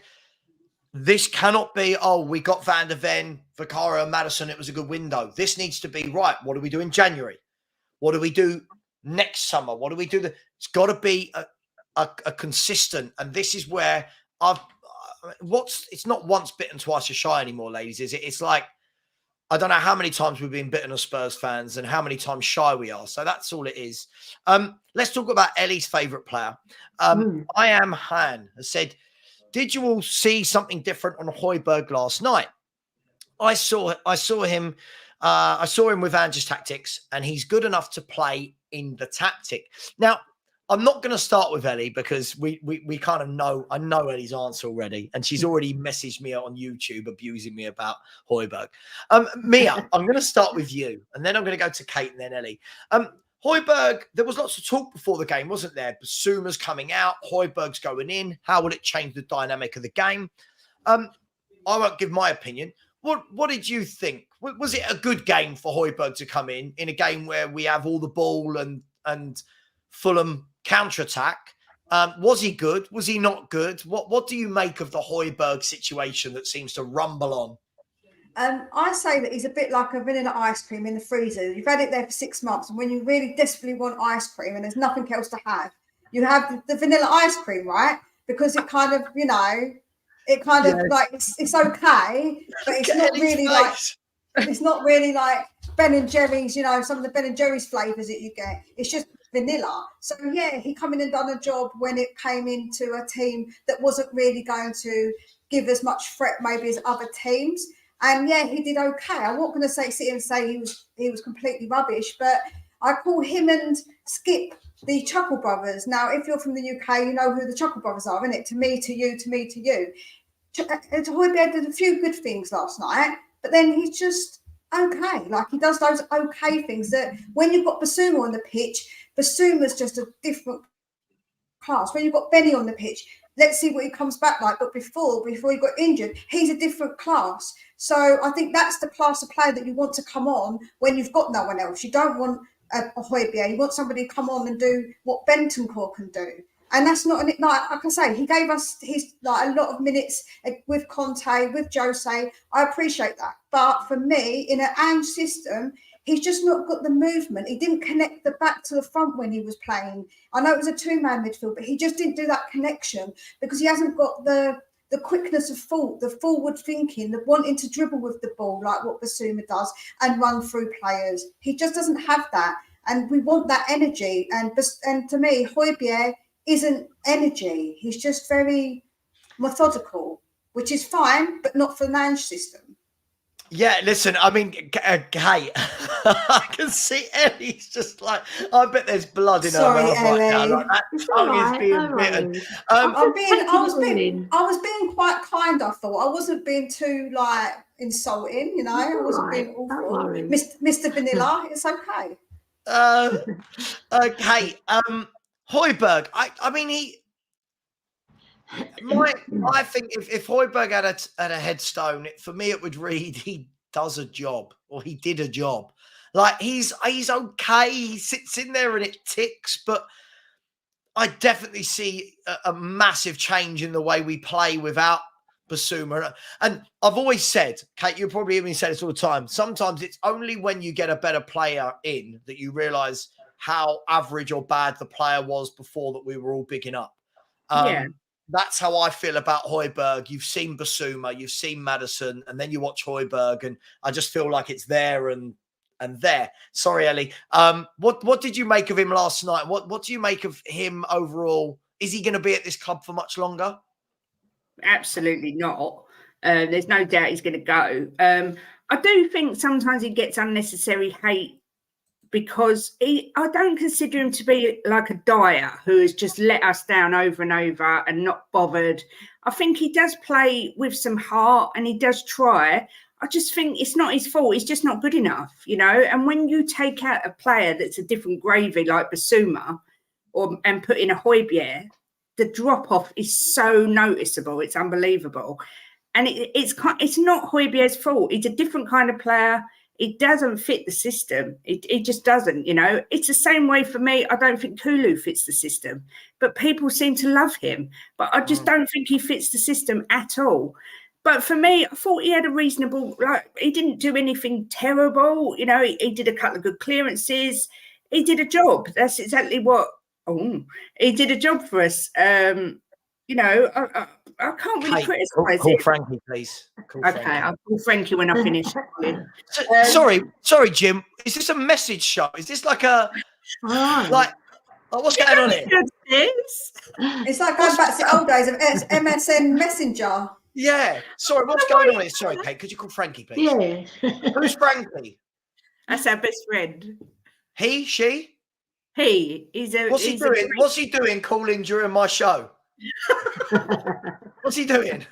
Tell him off when I speak to him. But yeah, like I say, he does a job. I wouldn't put him in the same category as Skip because I think Skip is poor. I think Hojbjerg is a bit better than Skip. Oh, but for sure. Like I say, yeah, you can't put him in the likes of Maddison and Basuma. You know, they are different gravy to him. But for me, he did a good enough job. He did what he needed to do. It's as easy as that. Ellie. Hojbjerg. I mean, I woke up this morning to about 15 YouTube comments, all from yours truly. And again, it was like, but it's Hojbjerg does this for Denmark and he's progressive and but he don't do it in a Spurs shirt, Ellie. Like, why? Why? No. What are we missing that you rate? Why? What are we missing? This is a myth, right? If you watch Hojbjerg closely, right, I watch him probably closer than all three of you, right? Because he's a player that I like. You can't help who you like in the team. There's lots of people that like Kulu, right? And there's lots of people that hate him. But his name is Hojbjerg, by the way, not Hojbjerg. Get the name right, first of all. But I mean, listen, so far what I'm hearing is a lot of skirting around the edges because there's no actual point coming here. But okay. I'll get into that. I've just started, just like Spurs are going on their journey. I'm going on my journey with Hojbjerg, right? Look, to say he's vanilla ice cream, totally wrong, right? There's players who do what Basuma does. There's players that do what Maddison does. Players have those skill sets, right? So you've got players like Hojbjerg, who's got a different skill set, but it's very useful to the team. And it came in the forefront yesterday. When we were losing the ball, who was the one who was tracking back, helping the defence? It wasn't Maddison. It wasn't, well, Sarr did, but that's his job. He's a number 6. His job is to help and get box to box. But he done a lot of good passes, and he was the one who nearly won us a penalty as well. He was obviously fouled, but they didn't give it. And I don't know if you noticed, when Kulu had the ball, it was Hojbjerg busting his gut to make that position to score a goal, right? And then bloody Kulu messed it up. So he did a lot of good things, but there's horses for courses, Savva. You can't always have flair players. Like Arsenal when they won the league. Hang on. But who said that you've got to have all flair players? You have to have different types of players in your team. You can't have all players that are cams. No, but hang on. It's the level of those players. His level is very good. No, but it's not. But that's what we're trying to say. If you've got one time that he lost the ball. Tell me one time that he lost the ball.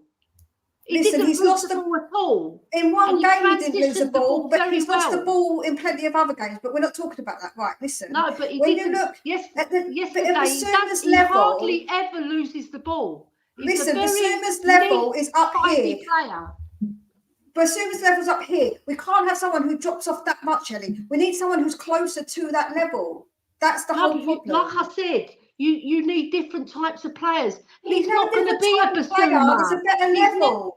He's never going to be a Basuma. He's never going to be a Maddison. But you need somebody like Hojbjerg that and sees his value, because he's brought him in. He didn't play Lo Celso, who's got more skill than him. He didn't play Skip because he's got lower skill, right? So he's put in Hojbjerg because he trusts him. And who does he bring on first when we need to seal up a game? It's Hojbjerg. So the manager, if the manager likes him, I like him. It's all. But he doesn't like him because he doesn't start him. He doesn't start him because he's not good enough. Of course he doesn't start him. Of course he doesn't start him because Sarr is playing better. Right, so when you've got a different level of player, right, you can have the same skill set but a better level. So that's what I'm trying to say. We can get a Hojbjerg, but a better version of Hojbjerg if that's what the manager wants. You don't know what he wants at the moment. I just say that he's got value with Hojbjerg. He loves him as a player. Hang on. A lot of people love his skill set. A couple of things I want to refute. People not rating Hojbjerg, that's it, right, isn't anything to do with that he's not a silky smooth, a central attacking midfielder. That's not my problem. I love loads of players that aren't attacking midfielders. My favourite player in the Premier League is Rodri. Rodri's my favourite footballer in the league. I think he's I think that guy has everything, right? He's not a silky attacking midfielder, right? But he's got class and elegance and passing and vision. And for me, listen, I don't mind Hojbjerg. I think Hojbjerg was okay in a Conte Jose system. I think he did a job in those systems where it was all about that rather than forward-thinking technical and tactical ability. I just watch him and it all looks difficult to him, is what I would say. Some footballers, they make it look easy. For me, Hojbjerg, it looks difficult. It looks like he's constantly having to think about what he's doing because it doesn't come naturally to him. Now, that's not knocking him. That's good that he's always thinking, but I don't know. For me, I've never wanted him in the 11. Like, even in the Conte, Jose eras, I just think that when you're sitting there going, oh, Ange sees the value in him, well, he can't that much because he came in and dropped him immediately for a 20-year-old that had been getting no games under any manager. And you know, even in the first game of the season, it was Skip that started above him. And let's be honest, he's the best of a bad bunch after the front three.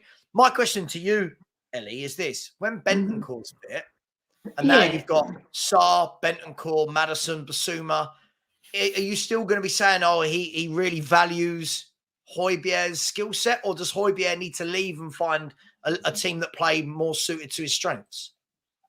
Yeah, I agree with you there. You can't put Hojbjerg on Bentancur's level. You can't put Hojbjerg on Basuma level. I'm not stupid, but he gives a different dimension. He's got his value, but obviously, if he wants to leave, well, there's nothing we can do about it. Even Angie's going to try and persuade him to stay because he does see his value. That's why he brings him on first.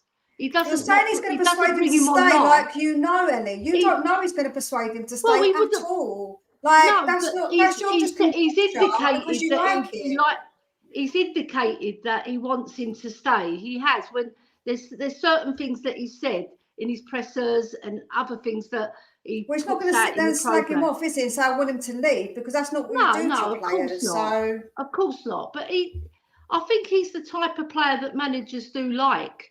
Because he was brought in by Jose. Jose Mourinho is quoted as the best manager of recent times, you know. So if he saw his value, I see his value.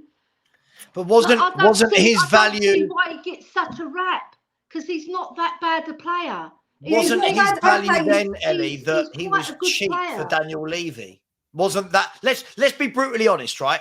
Let's call it out for what it is. Whether it's Hojbjerg, like I've seen people in the chat having a debate about should it be Hojbjerg or Skip who goes first. For me, neither of them. Like, why is it always either or? For me, neither of these two should be anywhere near a Tottenham Hotspur starting 11. Hojbjerg, listen, this is the thing, right? I'll bring this back to when I get called negative, when people like Kate get called negative or Perchie or whoever gets called negative, we want better players. That's not negative. I want better players. Do you think I think Hojbjerg is the best player on earth? No. If he leaves, I'm not going to cry. I'm not going to cry if he leaves because I know there's better out there. So why do you want him to stay if you know there's better? That's why I don't understand it. I'm not stupid. Of course there's better. I know I'm not stupid. I'm not trying to accuse you of being stupid. I'm just saying, why do you want him to stay so much if you want better? Because we all want better. Him to stay as a squad player. Because he's useful as a squad player. But like, even if you think he's useful, I think we can get a better level to be useful. That's what my point would be. But you probably won't get that at Spurs. Because when have we done that in the past?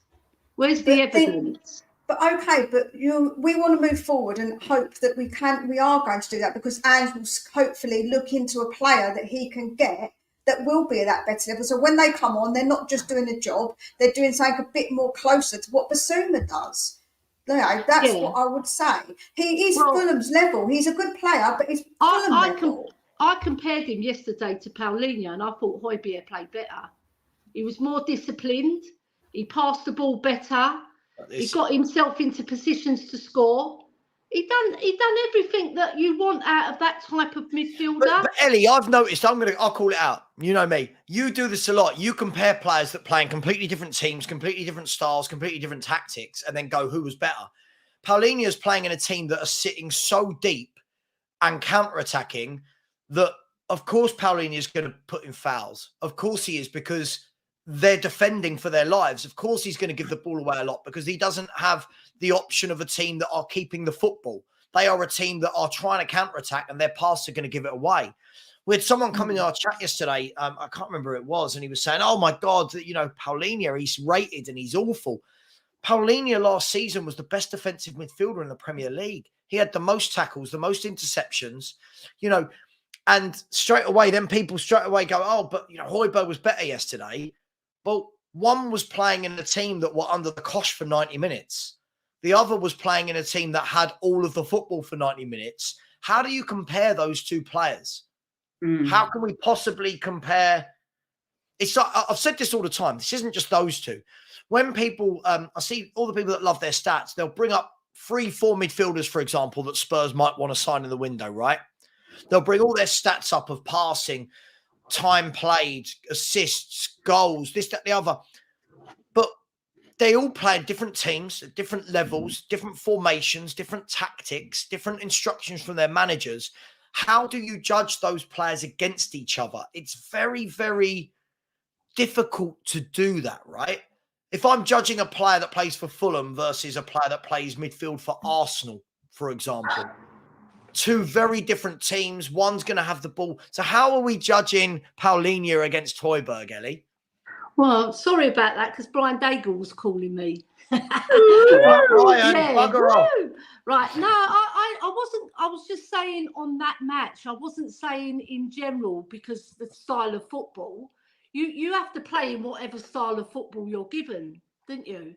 Yeah. You know, that's. I'm not saying Paulinho's a bad player either. I think he's a terrific player.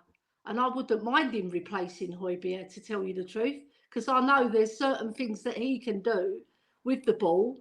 And he nearly scored against us as well with a powerful header.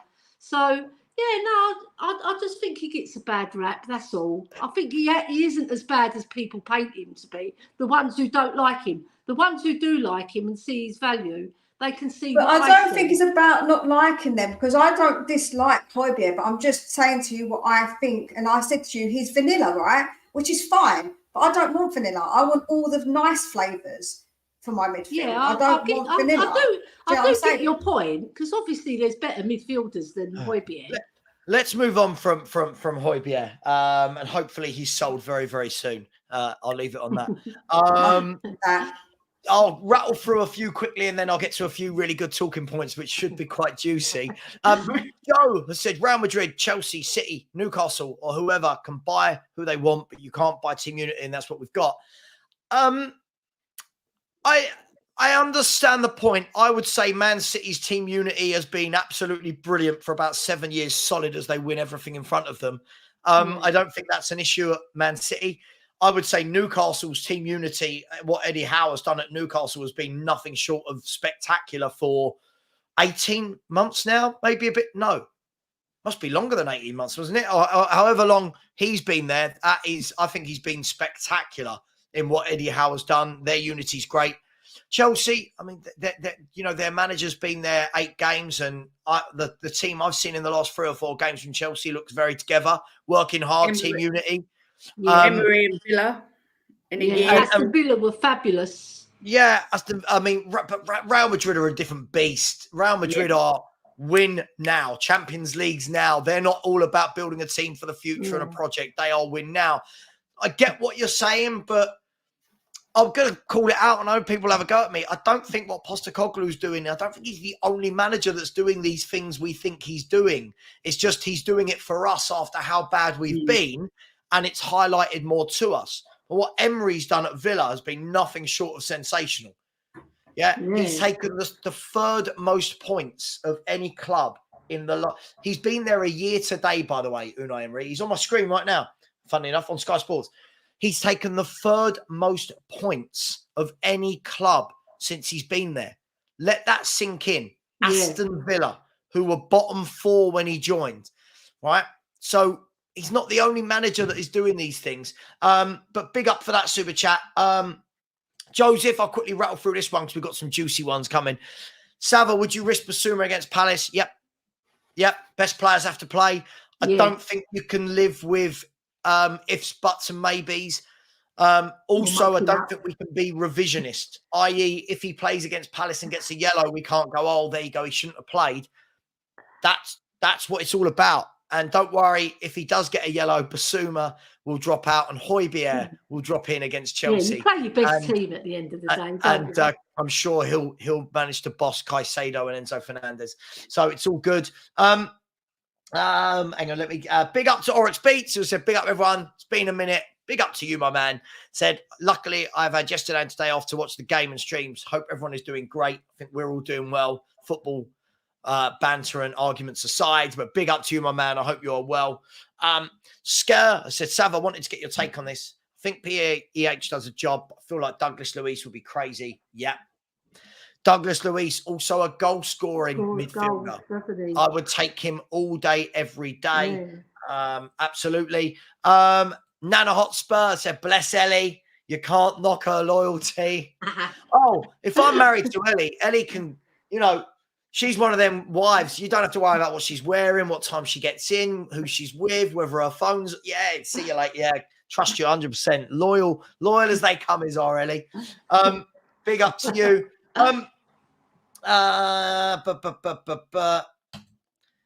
Phil P. Phil P. On his Twitch account has said, I love and have defended Kulu, but he was awful, especially second half yesterday. I'm going to start with you, Mia. This is another player that Elly decided to back and message me about on YouTube this morning. I am, Elly, Mia, I'll go in on this one. I don't mind. I am so effing bored of watching this man play football for Tottenham. I am so bored of him being praised for all of these pointless stats that mean little. For me, he just does nothing as a winger. Like, he offers very little. I'm bored of watching him play. I want him to be replaced. It's just me. What do you make of him? He's a bit of a funny one, Kulu. I think he's a bit Marmite because he is not good. No, Marmite this time. He's statistically pretty good, like you say, but on the eye, it depends on obviously what you like. It's very subjective, right? So he's on par statistically with Jack Harrison, and he's on par with, statistically with Yannick Carsego. So, like, statistically, like I say, it's difficult because he has got those stats. But when you look on him in the eye, I can understand why people, when he's just cutting back. But he did do a few little take-ons yesterday, but he doesn't do it enough. Like, I do get where people are coming from, that he doesn't do it enough. And I can understand why people would get frustrated with him. So I'm sort of on the fence with Kulu. I think that, like I say, he does do things off the ball. He's strong. He holds the ball up. But like you want him to do more in that final third, which I completely concur with. So, like I say, I'm probably a little bit on the fence with Kulu. Yeah, Elly, I'll come to you first before I go to Kate. Yeah, you're a defender of Kulu. Are we not watching Kulu and then watching what top teams wingers do and then thinking, why doesn't he ever do most of this stuff? Like, what is it about him that is so... why is he so defended? Because for me, so many times all season, every time I watch this man play, he has grass to run into, defenders to run at, and you're thinking, go, just go. Every time, stop, pull the ball back. And the biggest example I'll give you, Elly, yesterday, in that second half, was it the second half? The first half. First half. He was breaking. He actually broke down the left-hand side from a corner. And it was literally Spurs were like 3-on-2. And you're thinking, just run. The whole time he's doing this. He's looking back. He's looking back. It's like, run. Like, why is he defended so much? What is it about this guy that you like? And what is it everyone loves about him? I like him because he's a very cultured, intelligent footballer. He doesn't just pelt down the wing. You know, he hasn't got much pace, really, has he? When you think about it, he's limited with his pace. So he's not the type to bomb down and beat players. He's more of a keep the ball, try and beat a player sort of player. Slow it down, ruin the chance. Yeah, but he's intelligent. Okay. He looks up, he sees what's on. If nothing's on, he'll just play a simple pass. He's not... Do you know what? When that first period when he came in and he scored 5 goals and created 7, that's the Kulu I love. That's the one I want him to get back to. Which one? The one when he first came and he scored 5 goals and assisted 7 goals. That was pretty neat, you know, and everybody was raving about him. We had the Ginger song for him, and, you know, but he has flattered to deceive. I must admit, I can't say he had a good game yesterday because he didn't. But he didn't lose the ball very often. He's good at retaining the ball. And sometimes in football, you've got to have the ball, because if you've got the ball, then they can't hurt you. But I know what you mean. He's not an exciting player to watch all the time. about 90% of the time he's not exciting to watch. But he's a very effective player, and I can see why. Do you know what? I don't think he's a winger. I think he's more like a number 8 or a number 10, because we've got Maddison in that position, and Maddison is far superior in that position. We're playing him on the wing, and I think he's lost there. He really is, because he, like you said, he's not a player to bomb down the wing and go to the byline either. He always checks back, because that's what he's been taught as a young lad, that most foreign players, they check back, they come through the middle. Yeah, but they don't really go to the byline. When you say most foreign players, I mean, Diaby at Aston Villa doesn't always go to the byline, but when he does check inside, he drives into the box. Yeah, because he's got a right foot. But he drives it. He drives into the box. Jeremy Doku can go on the outside or come on the inside and drives into the box. My worry with Kulu is it's very, very, very predictable. Like as I've said a million times before, if you're Robinson yesterday as a left back, have you come off that pitch thinking I was in a really tough game against Kulu? No, but the thing is, he can be effective sometimes by holding the ball up and using the ball quite intelligently. He's not always. The thing is, he lacks pace. He shouldn't be on the wing. He should really be an inverted midfielder. That's where I think we'll get more joy out of him. Yeah, and I get your point. He's not like a Neto. He's not like a Doku. You're not going to get that out of Kulu anytime.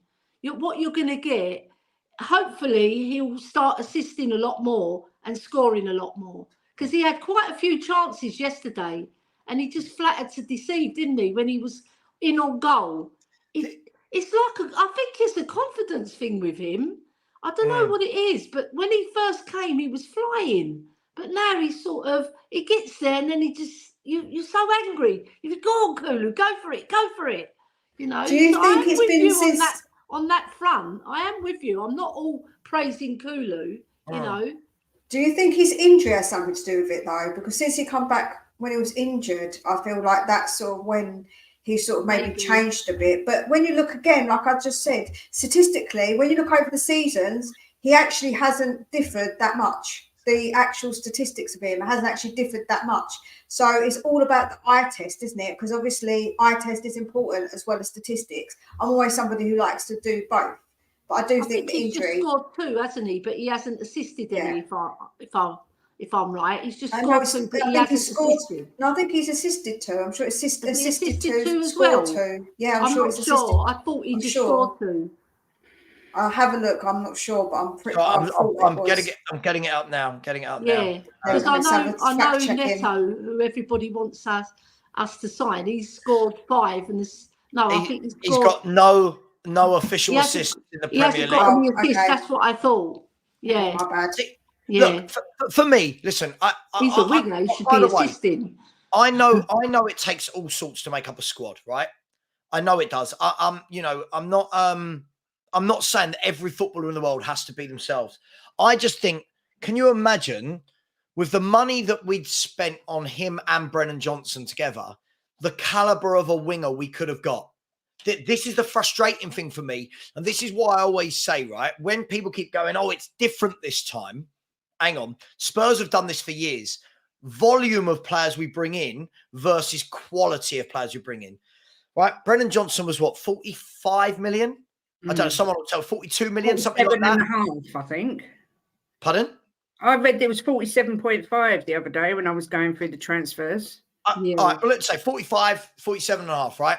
And then Kulusevski was what? With his loan fee plus his transfer fee, what, 35 all in all, maybe? All right. So between them, we're looking at £80 million worth of signing, and neither of them are great. They're okay. People can defend Kulu. I get it. He's an intelligent footballer. Cool. Now imagine, I'm not saying you spend all that 80 million, but now imagine you'd gone and got a Diaby. Right? Now, no one can tell me we wouldn't have got Diaby. Diaby went to Aston Villa, right? Who are a good team, but you can't tell me that we can't attract the players that Aston Villa can attract, right? All right, maybe not a Doku, but when you look at these players like Diaby that are out there as wide men, players like Pedro Neto that Wolves go and scout. Why couldn't we have gone, right, you know what? In this formation, what works really well is this, and that. Let's go and get them. That's where my frustration as a football fan lies, that we bought Solomon, Kulu, and Brennan Johnson all as wide men, and none of them for me stand out. Would that be fair to say? None of them you go, has to play. Like none of them, we all sit there and go, oh my God, this guy's great. None of them get in. For me, not one of them gets in to an Arsenal team. Not one of them gets in at Man City. Not one of them even gets in at Chelsea. I wouldn't take any of them over Cole Palmer, Raheem Sterling, right?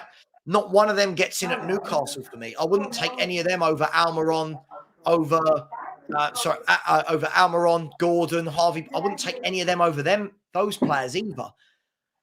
Aston Villa, Zaniolo, Leon Bailey, Diaby. That's the frustrating thing for me, is how much better would we be if we actually bought a proper winger? That's my frustration. Does that make sense? Yeah, I think it's difficult to judge Johnson because we haven't seen that much of him in a Spurs shirt yet. But I get what you're saying completely. Sure. I do get what you're saying. I've been saying it for I don't know how long. He's not a winger, Kulu. It stands out an absolute mile. He's not a winger. He's got a lack of mobility. His shooting's not great. He's boring. He's slow. I think the 10 position would, as a rotational, like if Maddison goes off, bring him on as a 10. Is the only place I can see him fitting into this squad. I don't see him fitting in. And everyone says, well, you don't trust Ange then because he plays him every game. He hasn't got that many options. Do you know what I mean? It's not like we've got a plethora of options that he can choose from. But it's so frustrating to watch him. He's so boring, so predictable, so slow. You know, is everything that the wingers you just mentioned aren't. You know, he looks lethargic. Everything stops with him. And I still, even if you are going to play him on the wing, he's on the wrong side. He should be on the left and Johnson on the right. You know what I mean? It's not rocket science. I don't understand why the only thing I can think of is he hasn't found someone else to put in that position. I don't know. But when I watch him for Sweden, he's more left, not left wing, but he's more coming off the left or left forward. And I don't understand it, because even when everyone was fit, he was still the first choice to go out and play on our right-hand side. For me, I think, listen, I know people are saying it's probably harsh that I'm judging Brennan Johnson. Listen, Brennan Johnson, we'll see. I think I've been true to my word. I was just very underwhelmed again with that signing. It felt very Spursy. It was like, let's go and get Brennan Johnson while other clubs are bringing in players like Doku and Diaby. And it's like, come on, like, you know, I want to see now the next few games. I don't know if we'll get it. I want to see Brennan Johnson play on the right wing, and not for 90 minutes. And then everyone goes, oh, there you go. See, he can't play there. I mean, 5, 6, 7 games on that right wing. Not just against Palace, where it's on a small pitch and Palace aren't going to leave any room in behind. I want to see him playing out White Hart Lane on that big pitch when a team comes and plays against us. That's, you know, I want to see that. But I don't know. Listen, this is right. Morton Barley's right. Not that. Sorry, Morton Barley's right. Truth is, we're top of the league despite Rich and Kulu. Sure. I love that happy clapper vibe. I get it. But I'm talking about, if people want to talk about title races, if you want to talk about challenging, these are the small differences between doing that or not. Look at Liverpool. Look at Liverpool's 2 wide men before they went down to 9 men against us. Salah and Diaz caused us problem after problem after problem. Our fullbacks didn't know what to do. They did not know what to do. The crossfield passes to both. Both can go outside. Both can cut in. Fullbacks play our wide men, and it's a bit meh. Yeah, sorry, meh. That's my feelings, and I think that's going to be the difference between top after 9 games and top after 38 games. Yeah. Just me. From what I've seen, we are looking into that guy from Turkey who does actually look quite good, to be fair to him. Yeah. So that is. We'll end up with the Primark version of him. But Steve again. I don't think he's that expensive, to be honest. Okay, I don't think he's going to be a lot of money. I can't remember exactly how much off the top of my head, but. But by the way, okay, but listen, I gave you examples of clubs that were lower in the table than us that signed these players. How have Aston Villa managed to sign Diaby from Leverkusen? So this argument, I'm not. By the way, I'm not talking about going to sign Erling Haaland. I'm not talking about going to sign Erling Haaland and Casemiro. I'm talking about signing Diaby from Bayern Leverkusen. Like, I'm talking about players that should be well within our range. But, you know, at the end of the day, you get comments like this. His goal contributions, have they been decent? I mean, he hasn't got one assist from out wide yet in a team that's top of the league. And yes, by the way, Steve, good point. Kulu, yeah, and who's new? Kubo is again, Kubo, the guy on the other wing for Deportivo, proper white men that make you think, that make you run. Just quickly, a couple more chats before we move away from the Kulu conversation. Thank you, Phil P. Jimmy Costco says, Savva, you done the same last season, Romero, comparing him to as low as Brighton players, even though it was clear with a different system would be unrecognisable. As low as Brighton? I can't take that comment seriously. Brighton finished above us last season. How was I comparing him with players as low as Brighton? I'm just going to put that out there. By the way, what you're talking about is Lewis Dunk, right? And Lewis Dunk, what did I say about Lewis Dunk last season? That he had a better year than Romero. Was that factually correct? Yeah. It was. That's all I said. That's all I said. That's all I said. I think Lewis Dunk's a very good centre-half. I don't change my mind on that. So, Jimmy, I don't understand that. You know I'll always refute these. Orox Beats has come in and said Kulu has been shocking. Love it. Sav, you know the cutbacks are so frustrating. Why doesn't Ange play him on the left to whip some balls in? Could make him a completely different player, possibly better player. Anyone disagree? Would everyone like to see him on the left? Yeah, because he'll be using his left foot. Because it's silly playing him on the right. Because he has to check back. Because he hasn't got a right foot. Well, I don't understand. When he receives the ball, he's receiving it on his right foot. Then he switches it to his left foot. So he's taking. By the time he's done that, the defender's sussed him out and either won the ball or he's lost it and it's gone off for a throw in. You see what I mean? But if he's on the left, he's using his left foot and he can whip it in with his left foot, which is going to be much beneficial for our team, obviously. I don't understand why, when we had everybody fit, that he was still playing on the right. I don't know why. Obviously, St. Andrews is decided to do. And I don't understand it, because I do think he will be better on the left, definitely. Do you know what? I think we could almost get away with Kulu on the right if the bloke on the left was quality. I think one of your wingers has got to be a winger that beats a man and has some pace. And at the moment, we don't. We have hard workers there, which is fine. And we're top of the league. And apparently you can't debate anything while you're top of the league. And that's what it is. Yeah, we've lost our one quality player, haven't we, in Perisic on the left, who pins him in on a sixpence, you know. Boys, you can't play Kulu on the left because he'd cut in and end up with the supporters. Yeah. Look, it is what it is. Listen, throughout the test of time, ladies, fans are going to like the players they like. They're going to not rate the players they don't rate. They're going to dislike the ones they dislike. You can't force people. I'm not trying to force anyone. It's just my opinion. I don't rate Kulu. I said this when he joined. When he joined, I said that Kulu's okay. But my friends who watch Italian football all the time said he's a frustrating footballer, that there's talent there, but he is very, very inconsistent and frustrating. And unfortunately, what I've seen from him for 18 months massively outweighs that 3 months where he had a good spell. But that's just me. Everybody is massive. But again, you get Haaland's drop-off is bigger than Kulu's. This is where I think we get silly. I mean, Haaland's got 9 in 9. That's not a drop-off. What drop-off is that? 9 in... Yeah, do you know what? To be fair, a goal a game is... Lady, it's shit, right? A goal a game. Shit. Terrible. You know what I mean? Totally Put him on unacceptable. the bench. Yeah, innit? Bench him. Pep needs to bench him. Wow. This is... And then I get told off for saying things like Spurs won't win the league while we've got people knocking the best striker in the Premier League for only scoring 9 in 9. Listen, ladies, it's been great. I've loved it. Lots of debate. Get lots of keeping it sensible. I think I scared David Shire off. I hope he comes back when Spurs don't win the league and says, yeah, Savva, you were right. Thank you very much. Mia, thank you for joining. Really enjoyed your input. Thanks very much for having me. Always. Please get... After last night, I was going to say, I'm surprised you invited me. It's all good fun.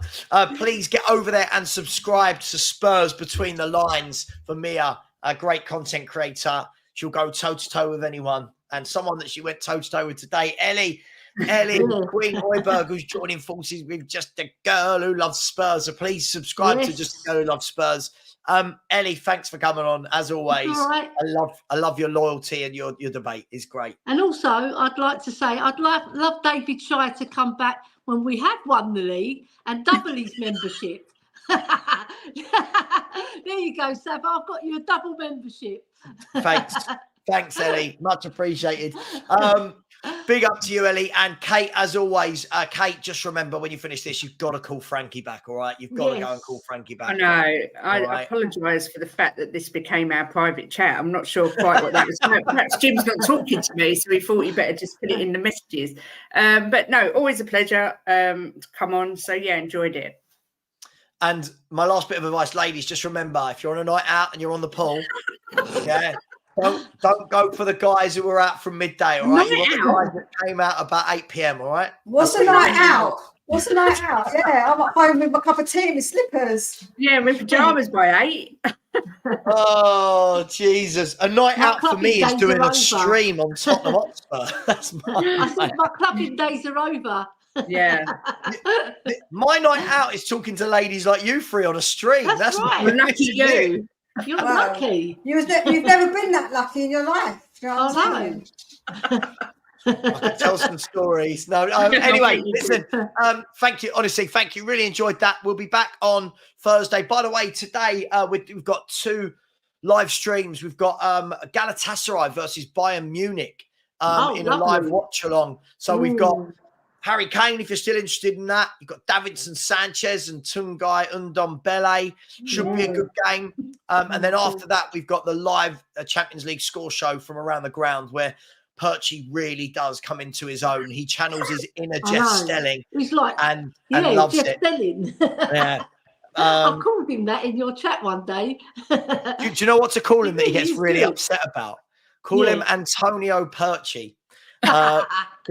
When he was telling me about his football manager team, I said, what tactics do you play? And he was like, I play what was it? It was inverted counter-attack or something like that. And I was like, oh, all right, Antonio. And he's like, he hates it. But big up, subscribe to everyone. We'll see you later. Tottenham are top of the league. Tottenham are winning the league. Pep Guardiola, Jurgen Klopp, Arteta, stop what you're doing. Spurs have won it. It's done. See you later. Thanks for the super chats. Much love. And come on, you Spurs. Come on, you Spurs.